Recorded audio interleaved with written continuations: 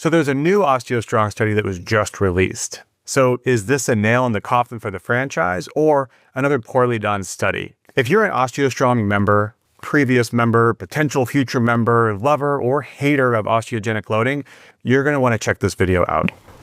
So if you're not familiar with the term osteogenic loading, think OsteoStrong. That's the franchise that brings this forward to those that want to use it. Osteogenic loading is a term that was used to define essentially simulated impact by pushing at a joint's maximal point of exertion, meaning for the legs, for example, if you are at about a 40-degree bend, you can fire those muscles and push across those bones in that joint over 4 multiples of your body weight, which is more than anybody could ever squat.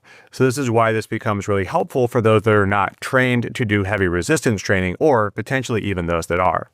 The idea here is that we can simulate impact, which we know does provide a stimulus for bone to increase metabolism and increase developing more bone. So that's why franchises like OsteoStrong or the equipment called Biodensity from the parent company, Biodensity, this equipment is put forward as a tool to help to improve bone density, and the early research on it was really promising. So earlier this year, there was another study, and it had been years since a study had been published on osteogenic loading, so this was really exciting.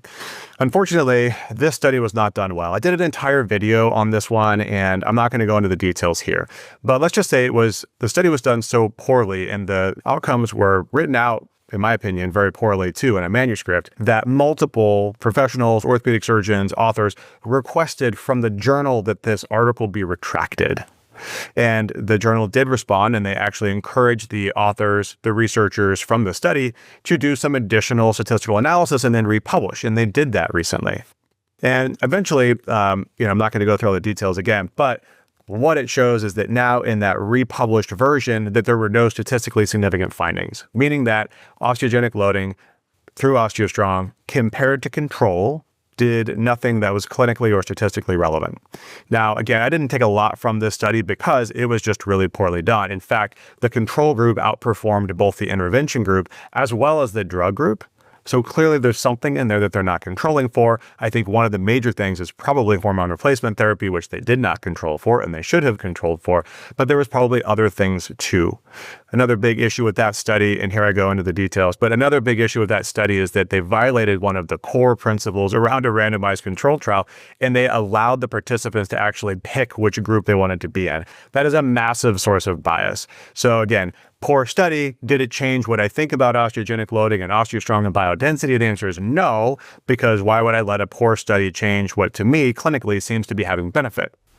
So just this month, another study dropped. Then this one, I think, might be an issue for the franchise because now we have growing evidence that maybe osteogenic loading isn't doing what we hope it's doing. Now, this study has already lit up social media for those that are in the bone health space. I think it's further divided both the advocates and the detractors of osteogenic loading. So I want to get into the details here. So the study is called Feasibility, Safety, and Efficacy of OsteoStrong in Postmenopausal Women with Low Bone Mineral Density, a pilot study. So that kind of says a lot right there, right? It says who the audience is, which is great. This is who we want to study. Low bone density, great. This is who we want to study. The pilot study piece, if you're not familiar with that term, a pilot study is generally going to be a smaller study trying to prove a concept. So instead of saying we are doing a definitive randomized control trial, they're saying, look, we're just going to do a pilot study to get this going. And this is exactly what it looks like. So this was published on September 20th, 2025 online in the journal Bone. And what they did is they enrolled people who were not using OsteoStrong. They designed an 8-month intervention that had no control group. And you'll hear me say that a lot. What a control group is that if you have an intervention who's doing something, taking a drug, doing an exercise, whatever, you want to compare them in a randomized control trial to a control group who is similar to the intervention group, but is not doing the thing, whatever the thing is that we're studying. So that's what a control group is. And this study did not have a control group because it wasn't a randomized control trial. They enrolled 44 postmenopausal women with an average age of 61. They had low bone density and 73% technically had osteopenia, 27% technically had osteoporosis. And this was, in my opinion, a really tightly screened and set up study. Only 38 of those 44 women actually completed the study. We'll get into the details of how people dropped out and why. The actual intervention was going to an OsteoStrong center. one time a week for about 10 to 15 minutes using the OsteoStrong machines. Now, these machines are called the Spectrum devices, and they are 4 different machines which are designed to do different exercises with the goal of hitting what's called the growth trigger, meaning you're going to push enough multiples of body weight to hit the predetermined growth trigger that's been determined by the franchise on these specific machines. They also did whole body vibration, but they only did it for 2 minutes, I think twice in the intervention. So they would go in, do it once before, once after, but again, only for 2 minutes. And then they tracked their progress over time. Now, from a safety perspective, there were 5 adverse events. 2 of them may have been related to the use of the device. So one was a worsening of CRPS, or complex regional pain syndrome, and the other was a sacroiliac strain, or SI strain, right here in the back. There were no deemed serious adverse events which were caused by the intervention. The other 3 were unrelated. One was a diagnosis of cancer that occurred during the intervention. One was, I think it was a fall and either a wrist or an upper arm fracture or something that prevented them from doing the rest of the trial. Now, the inclusion criteria, meaning who they allowed in, was actually really tight. In fact, they actually had to amend the inclusion criteria because they were probably a little bit too tight. They had 94 women who came in to actually do the study who were denied before anyone was actually admitted to the study. So again, they were trying to create a very specific population, and I congratulate the authors for that. They did also control for HRT. So none of these women were on HRT, which is good in some ways, meaning that we have a homogeneous population, but bad because we know that women who are on HRT are likely going to benefit more from having a stimulus to build bone. Different population. Some of the other things that they changed to allow more people to enter is that they changed an initial requirement that they had a minimum protein intake. So they had them do a food frequency questionnaire, I would imagine. And then if they didn't meet a minimum protein intake, then they would not allow them in. They were excluded. They had to drop that because not enough women were actually meeting that level. Also, vitamin D levels that were being reported, if they were under a certain threshold, they would have been excluded. They eventually let those in. I'll talk about how many vitamin D deficient women were in this group, but that is also relevant, right? If you're vitamin D deficient, you're not going to build bone. So the goal was ultimately to isolate the OsteoStrong program, and this is why they excluded HRT. They weren't doing any other types of exercise specifically. They really did do a good job of finding a population that was very specific, and if this worked out well for OsteoStrong, you could say in this population, this is the expected benefit. But of course, it didn't. So here's what they reported. They looked at DEXA, and there was no significant change at the total hip, the femoral neck, or the lumbar spine. There were some not statistically significant changes and not clinically significant changes, some up, some down. The TBS, which is the trabecular bone score, did drop, and that was statistically significant, a drop by 1.8%. They also did CT. So again, kudos to the researchers. They did a lot of things to try to identify a difference. DEXA, TBS, CT. Now, the CT data actually doesn't look very good here because the volumetric bone mineral density went down. The trabecular bone mineral density went down. The cortical bone mineral density went down. The cortical thickness went down. And these are all statistically significant. When you look specifically at the tibia versus the distal radius, there are some differences here. It looks a little worse in the upper extremity than the lower extremity. On CT, you can also do this thing called finite element analysis, and you can identify kind of stiffness, failure to load, sort of like the quality piece that you can get on REMS or potentially TBS. And when you do this on CT, there was no change over the course of the intervention. And remember, that intervention was 8 months long. I don't know if I mentioned that earlier, but it was 8 months long, which is pretty short. Now, if you look at the statistically significant changes, most of them did fall below the LSC. And the LSC, if you don't remember what this is the least significant change. This is the margin of error that you can accept on these imaging modalities. And if it's within the LSC or below the LSC is another way to say that, then we can't say that these changes are real. So even though they did decline, we can't say that some of these changes are real, but the upper extremity at the radius did exceed the LSC and was statistically significant. Now, they also measured some other things. So they looked at functional improvements, and there were actually some small gains in functional improvement instruments. They looked at the blood turnover marker, specifically CTX, P1NP. They looked at parathyroid hormone. They looked at some kidney labs. None of those changed significantly. I'll get into some of those details. They looked at body composition. There was really no change in any of the things that you could measure from body composition perspective on DEXA. And they looked at a few other metrics again, and none of them really changed. So that's what they reported. But Let me help you read between the lines here, because there's always additional things if you have the data that you can identify. So let's start with DEXA. So we actually looked at the numbers. Was it true that there's no change? Yeah, they really were nearly identical 8 months later. You could argue that that's a win, right? And we'll get to that when we talk about some historic controls, but let me come back to that.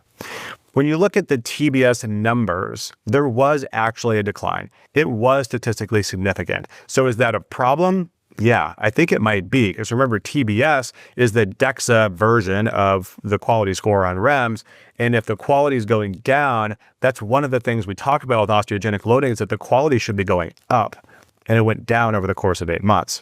And I kind of already went through the CT data at length, so I'm not going to go through that again. To shorten it, just say that there were some statistically significant declines on CT data.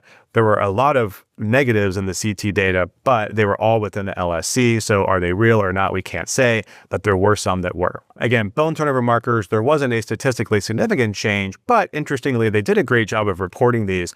And on average, the CTX in this group was 571 to start and 606 to end. So what does that mean to me as somebody who measures bone turnover markers probably more than anybody else? What that means to me is that they're actually in a pretty high state of bone turnover, meaning they're actually breaking down quite a bit of bone.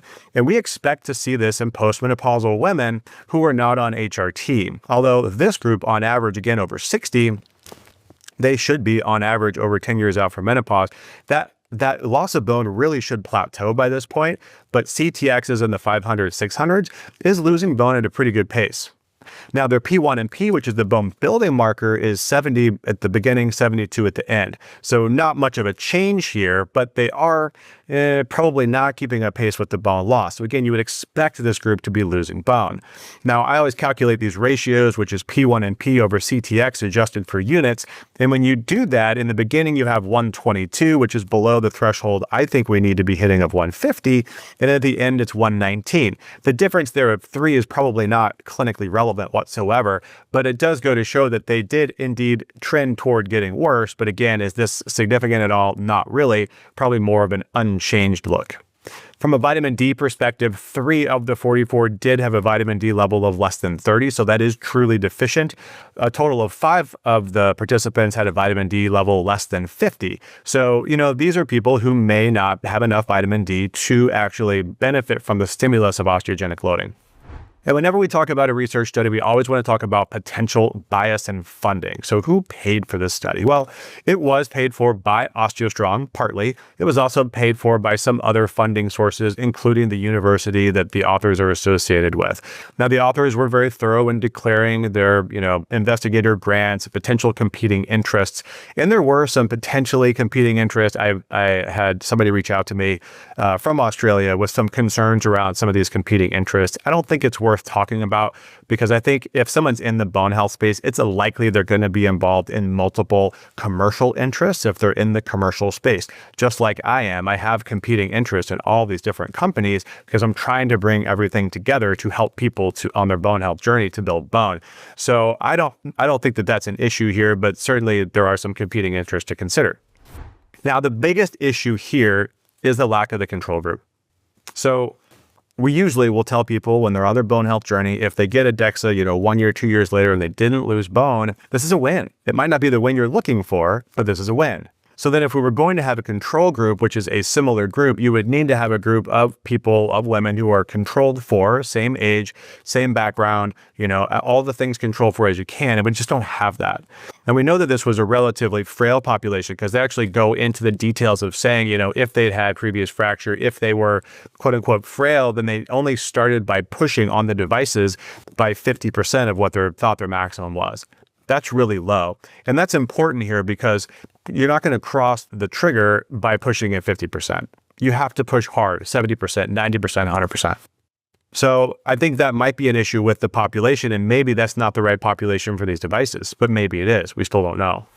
From a research perspective, they did a good job of running both intent to treat analysis as well as per protocol. I'm not going to get into the details of what that means. Just know that they were very thorough here, and there really wasn't a difference between those two groups. And when it comes to the number of sessions completed, this is important too.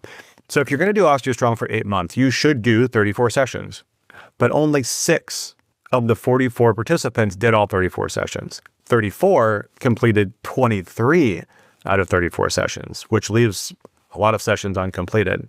There was about a 14% attrition overall, which for this small of a study is relatively significant.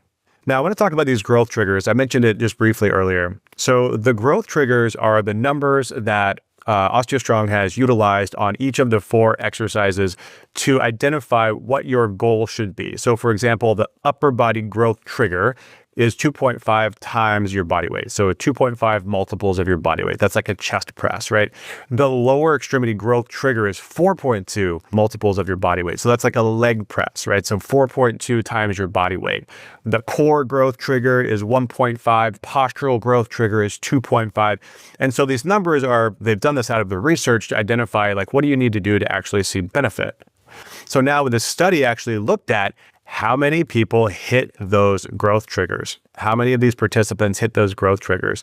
So for the lower extremity, because this is probably the easiest one, I think, 30 out of the participants that completed it hit that growth trigger. 32 for the postural one, that's like a deadlift. 31 for the core, and only 9 for the upper body. So that means only 9 are able to do that press with enough to hit that growth trigger. So maybe some weakness in the upper body there.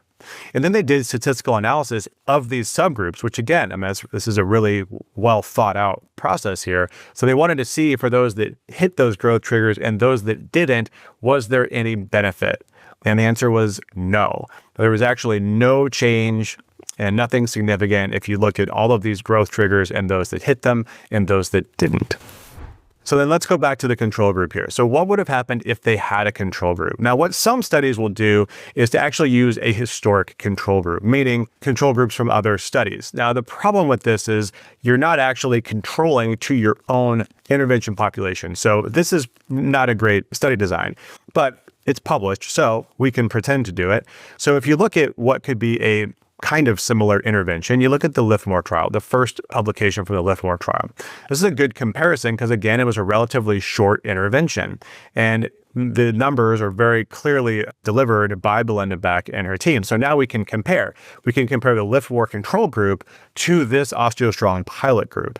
And what you see is that there was potentially some improvement at some of the different areas in bone mineral density, because of course DEXA was the only thing that they used that was similar between the two, up to around 2%. So potentially there's an improvement of bone mineral density compared to the control group from the Liftmore trial. The only potentially statistically significant one is the femoral neck, which would be a good thing, meaning that the OsteoStrong group maintained bone, whereas the Liftmore control group lost bone. But remember, we can't really do this with any certainty, right? It's interesting to look at. Again, this kind of demonstrates that if you maintain bone, this is a win, but this is weak data at best. So then how does this change my recommendations within our community, TOC, within our clinic? Are we telling people not to do this? No. For now, it doesn't change anything. I've always been an advocate for discussing the research, the potential benefits, the potential risks of using these devices. I think the risks are very low. So the biggest issue that most people have is the cost of going to an OsteoStrong franchise. But is it worth it? Well, it depends on all the things that you're doing there. We don't know enough to say what population is going to see the best benefit. What are the other things that you need to do in conjunction with osteogenic loading to see the best benefit? Do you need to be on HRT as a postmenopausal woman? Do you need to be a premenopausal or a perimenopausal woman? Do you need to be a man? Do you need to be an athlete, right? We don't know the details of this because we haven't done enough research to understand what are the variables that go along with this potential stimulus for bone building that are going to help it to actually see the benefit that we're hoping to see over the course of 8, 10, 12, 24 months. Now, I will say that in our community, we have had members telling us that they are leaving OsteoStrong. This is enough evidence for them to say that it's not worth their time, it's not worth their money, they're going to focus on other things. I've always looked at osteogenic loading as a tool, and I think it really could be a great tool. However, now we have 2 studies this year alone that are showing us that there was no real benefit compared to control in the Greek study or without control in this most recent pilot study. So I always leave it up to people, talk about risk benefits. I still think it's beneficial. I just can't say for whom and what to expect from it. So if you're looking for some of these other levers and you haven't been to our masterclass yet, please consider coming to our masterclass. We run it almost every week. Look for the description in the link on YouTube, or you can go to our website at osteocollective.com and you can sign up for our masterclass there. In that masterclass, we talk about the top 5 mistakes, the top 5 levers that people are not pulling or pulling incorrectly that are going to have a negative impact on your bone health journey. So I want to time collapse your journey to success. So please join me for that masterclass if you haven't already. So that's it for this one. Remember that life is an opportunity to honor our health, create memories, and age with strength and grace. I'll see you in the next video.